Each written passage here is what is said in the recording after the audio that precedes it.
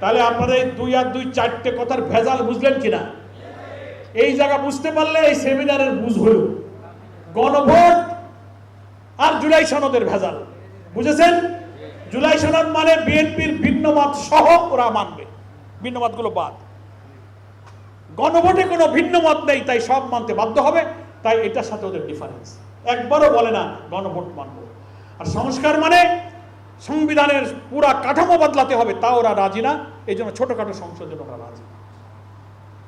এটা নিয়েই এখন সংকট। আমরা বলেছি এইটা করতে হবে। রাজনৈতিক সাংবিধানিক আইনি আলোচনার জন্য জনগণ ভোট দিয়ে পার্লামেন্ট করেছে। আমরা চাই না রাজপথে আবার জ্বালাও পোড়াও, হরতাল, ভাঙচুর, ধর্মঘট। এই দেশে বারবার মানুষ রক্ত দিয়েছে, আগুন জ্বলেছে।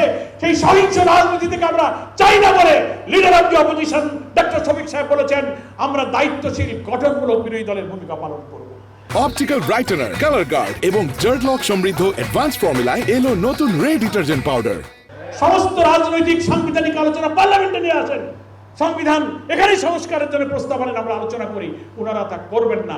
তার অর্থ দাঁড়াচ্ছে যে ওনারা দেশকে সংঘাতের দিকে ঠেলে দিচ্ছেন ইচ্ছা করে।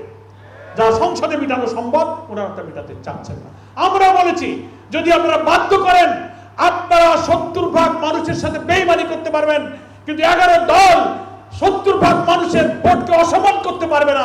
সংসদে যদি নিষ্পত্তি না হয় 70% মানুষের ভোটের সম্মান দিতে প্রয়োজনে তাদের সাথে আমরা আবার রাজপথে যাব।